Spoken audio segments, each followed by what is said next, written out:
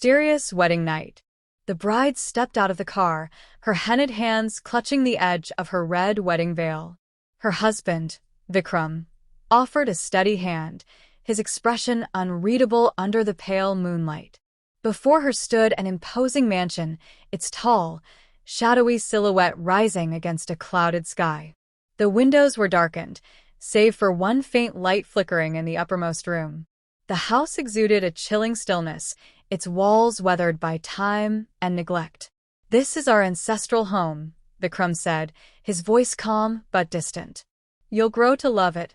She nodded, her heart uneasy.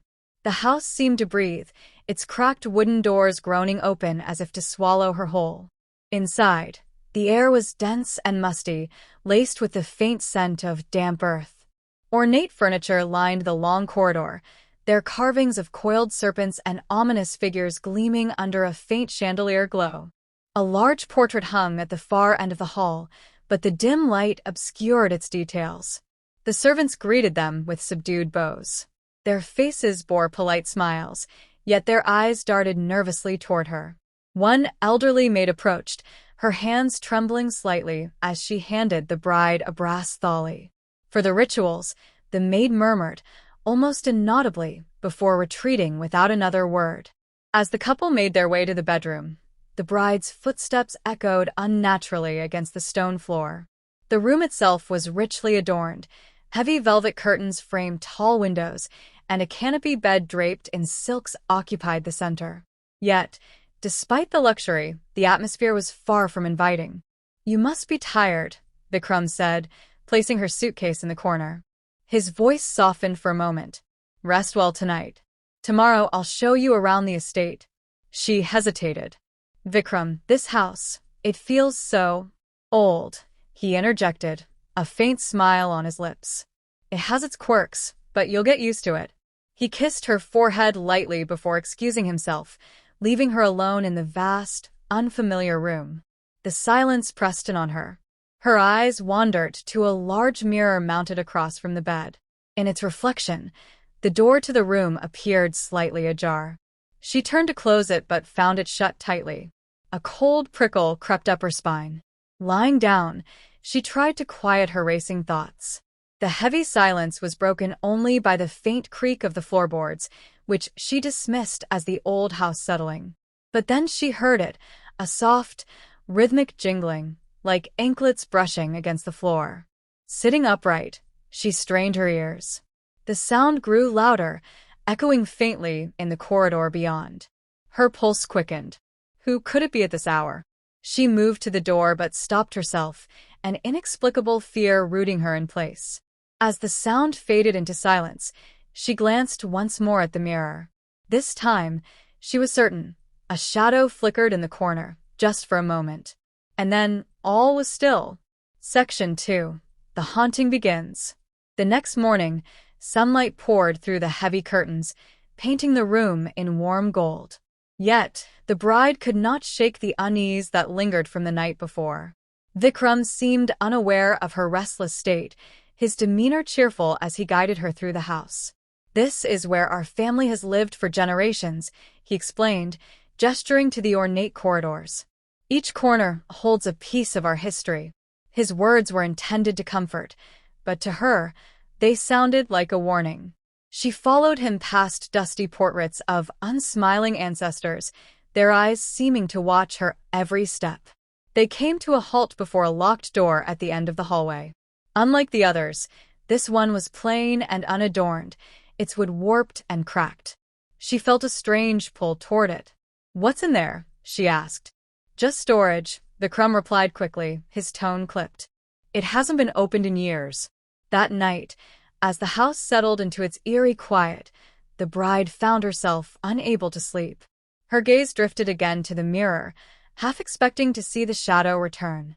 When nothing happened, she exhaled shakily and lay back. But the silence did not last. A faint tapping echoed from the corridor, followed by the unmistakable jingle of anklets. It was deliberate, almost beckoning. This time, she could not ignore it. Wrapping a shawl tightly around her shoulders, she stepped into the hallway. The air was cooler here, carrying a strange metallic tang.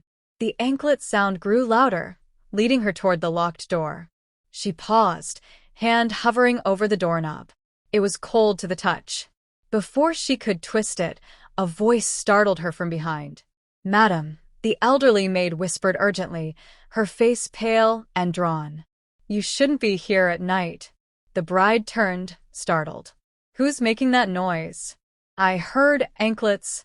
The maid's lips trembled, and she cast a wary glance toward the locked door. "It's nothing, just the wind. Please, return to your room." "But—" "Please," the maid repeated, her tone desperate. "For your safety." Reluctantly, the bride obeyed, though her curiosity burned stronger than ever.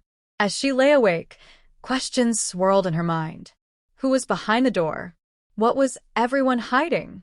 The next day, while Vikram was away, she decided to explore the house on her own.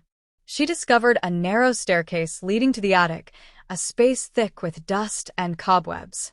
Amidst the clutter, she found an old chest and pried it open.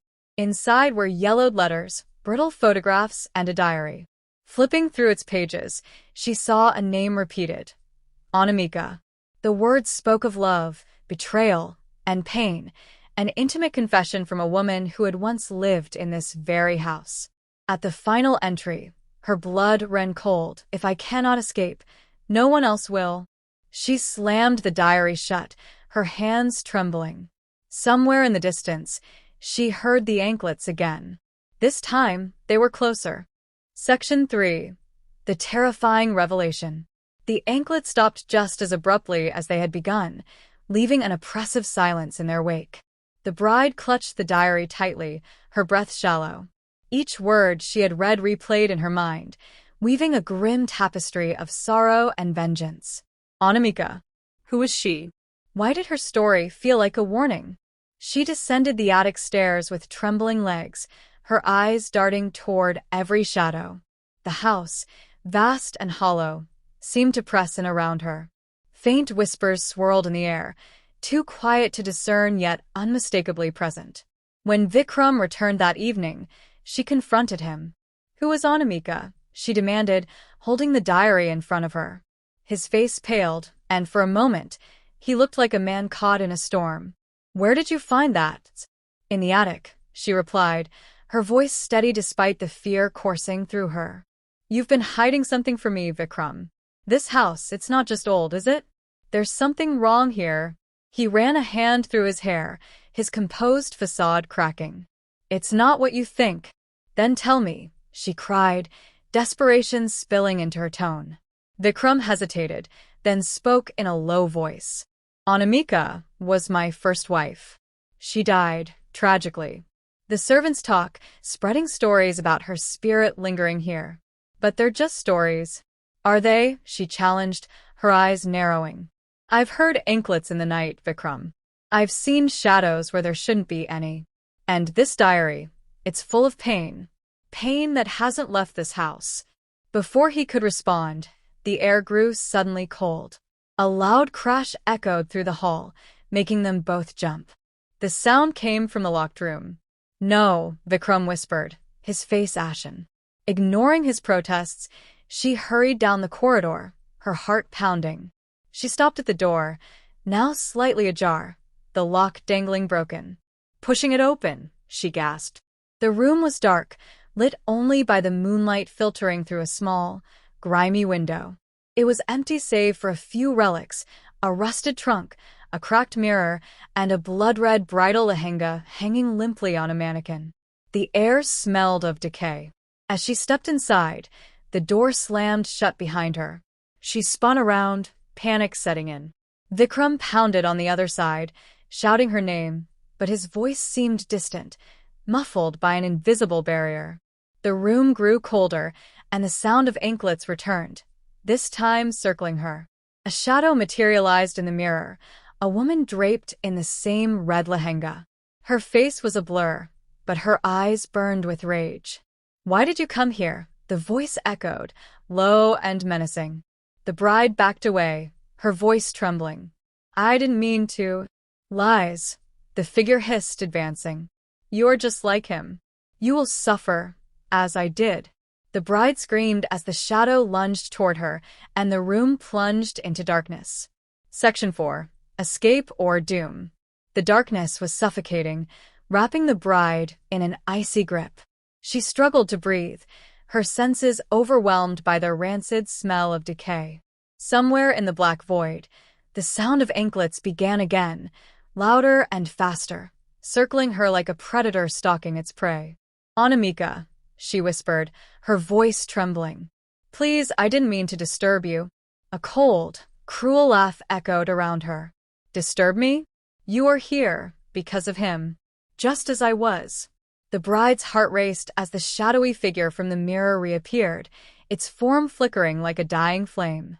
The ghost moved closer, her once burning eyes now hollow voids. The bridal lehenga shimmered as if alive, its fabric swirling in an unseen wind. "What do you want?" the bride asked, desperation cracking her voice. "Justice," the ghost hissed. "He lied to me, used me, and left me to rot in this cursed house. And now, he brings another to take my place. But not this time. You will not leave alive." The bride's mind raced, recalling the diary's final words.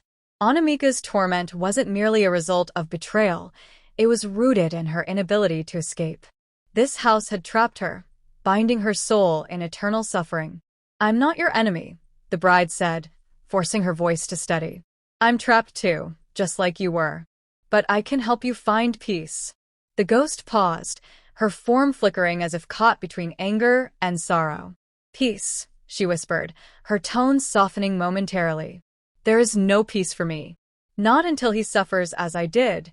The bride knew what she had to do. "Then show me. Show me the truth." The room shifted violently, and the bride felt herself being pulled into a vision. She was standing in the same house, but it was brighter, alive with the laughter of guests. She saw Anamika, young, radiant, and full of hope, standing beside a younger Vikram.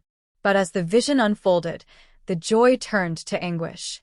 Anamika was betrayed, her pleas for freedom ignored as she was left alone in the locked room, her spirit consumed by despair.